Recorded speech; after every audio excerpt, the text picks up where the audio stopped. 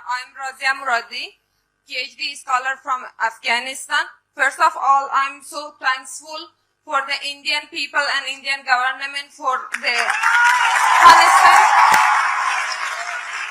constant support with Afghanistan.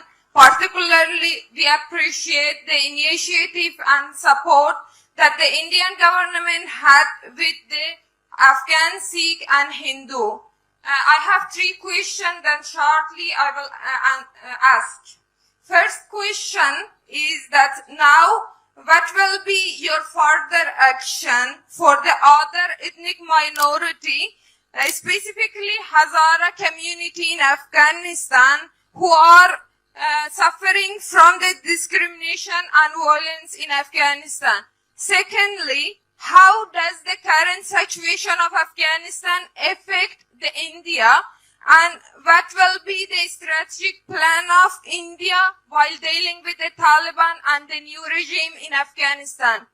My third question is, what is the humanitarian plan of India to protect people at risk, specifically students, scholars, women, human rights defenders and refugees? Thank you.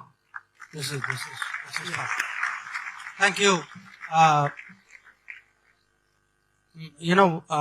What I will do, एक किस्म से जो पहला प्रश्न और दूसरा जो था उसमें एक ओवरलैप था, तो मैं आपको ये समझाता हूँ.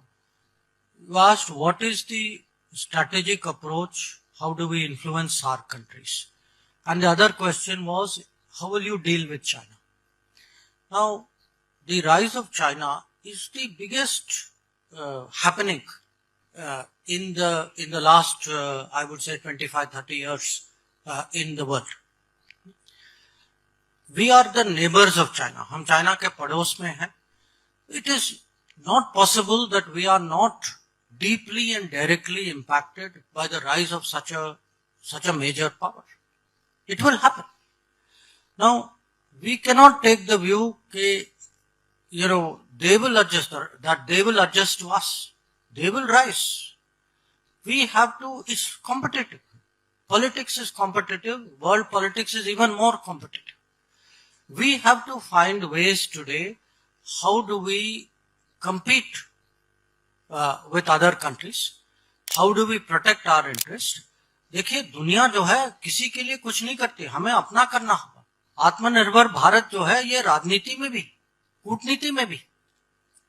तो we are today trying to see how can we achieve greater strength. We cannot, sometimes I read that India is a great services power. Yes, services is very good, but you cannot have only services. A country which doesn't have manufacturing is a country which doesn't have bones in the body. You cannot manufacture everything. But we do not want, which one of us wants a situation that we are the market for other factories and other manufacturing? I mean, you are from in a state which has a very strong history of industrial production and manufacturing. Do we want to see that everything which we in our daily lives is imported from China, which we can make ourselves? Nobody wants that. So we today have to work with our neighbors, and that is why the first step which Narendra Modi took in foreign policy was to call all our neighbors at the शपथ ग्रहण में जो किया था उन्होंने 2014 में. And since then you will see whether it was COVID, whether it was Nepal earthquake, whether Sri Lanka. Abhi Sri Lanka is going through a very difficult situation.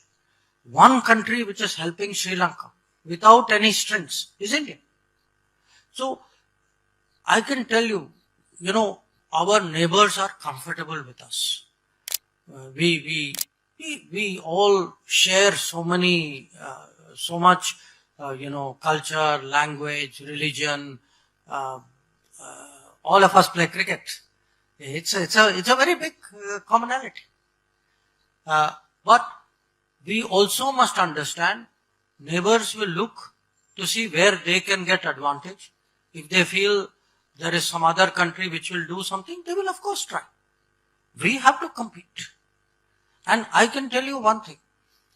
This country has the ability. When I look, one of the reasons I like meeting young people, going to universities, going to school, I see the energy, I see the confidence in young people. And I see in last 8 years what vision and leadership can give to this country.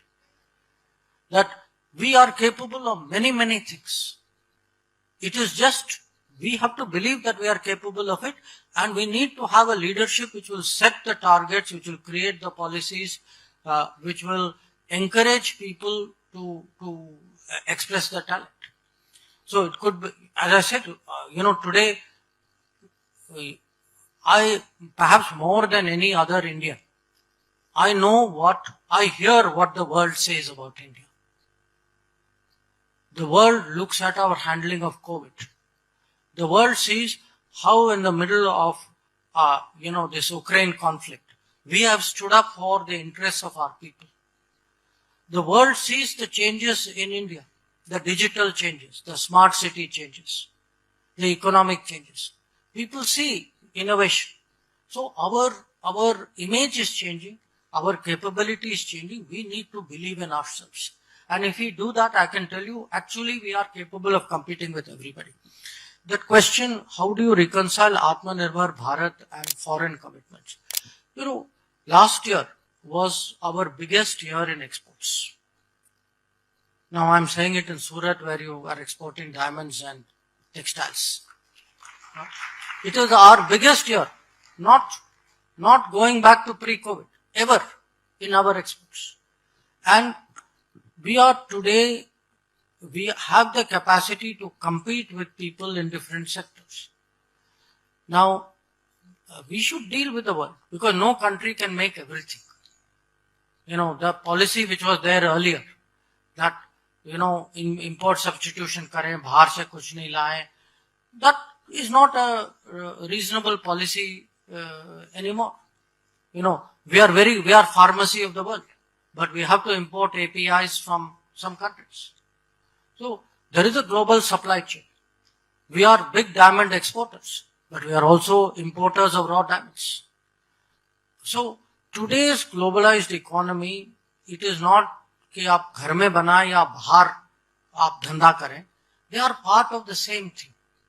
What we have to decide is, are we only the market or are we the producer?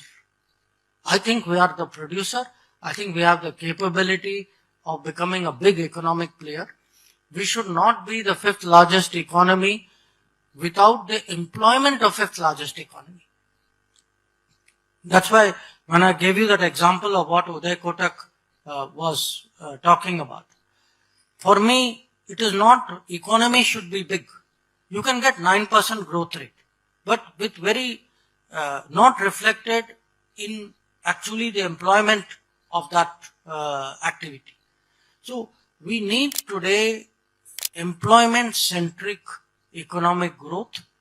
We need manufacturing in this country. We need innovation in this country. Our talent in services, in the digital world, has to be promoted in different ways. And then I think we should actually become a very major global economic player. I think that is the kind of vision which the Prime Minister has, and which I think the young people, the coming generation, will be able to fulfill. Finally, the question which our friend from Afghanistan asked. Some very, very tragic things are happening in Afghanistan. You spoke about the Hazara community very, very recently. Maybe some of you may not know, there was an attack on a school and a lot of young children were killed in a school which was, many of them from that community. Look, India cannot determine what is happening in Afghanistan. Afghans have to determine what is happening in Afghanistan. What India can do is, in a difficult time, give help to the people. We are doing to the people. We are not giving it, it's not a political step. It is not something which is done government to government. We have sent food, we have sent medicines, we have sent vaccines. We have tried to help the Afghan people in a very